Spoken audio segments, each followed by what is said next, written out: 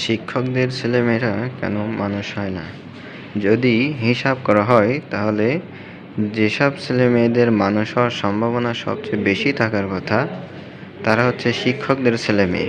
কিন্তু বাস্তবে দেখা যায় যে অধিকাংশ ক্ষেত্রেই শিক্ষকদের ছেলেমেয়েরা মানুষ হয় না, অর্থাৎ তারা অমানুষ হয়, নেশাখোর হয় এবং হেন কোনো ধরনের অপকর্ম থাকে না যা তাদের ছেলেমেয়েরা করে না। এটি কেমন হয়? অধিকাংশ শিক্ষকই কর্মজীবনে নানান অপকর্মে জড়িয়ে পড়েন। এটি বেশি ঘটে স্কুল এবং জেনারেল লাইনে।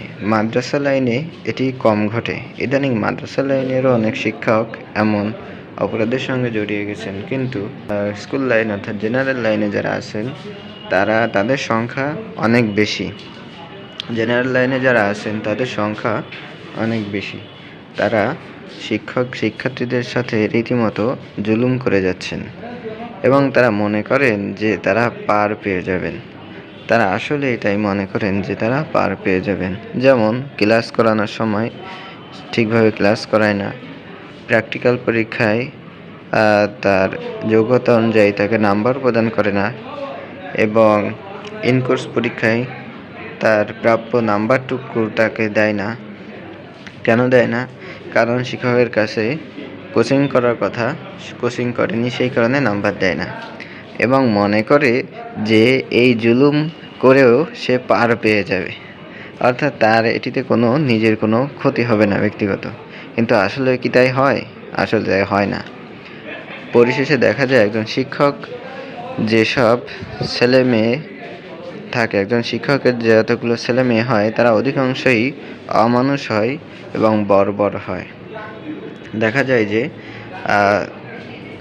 সমাজে সবচেয়ে খারাপ ছেলে মেয়ে হয় অধিকাংশ শিক্ষকদের ছেলে মেয়ে। কিছু ভালো শিক্ষক আছেন, আমি তাদের কথা অস্বীকার করব না। কিছু অনেক অনেক ভালো ভালো কিছু শিক্ষক আছেন যাদেরকে সম্মান করতে কাউকে বলা লাগে না। তাদের শিক্ষার্থীরা নিজেদের স্বয়ংক্রিয়ভাবে শিক্ষকদেরকে শ্রদ্ধা করেন এবং সম্মান করেন। কিন্তু অধিকাংশ শিক্ষক আমরা বাংলাদেশে দেখতে পারবো যাদেরকে শিক্ষার্থীরা স্বয়ংক্রিয়ভাবে সম্মান বা শ্রদ্ধা করেন না।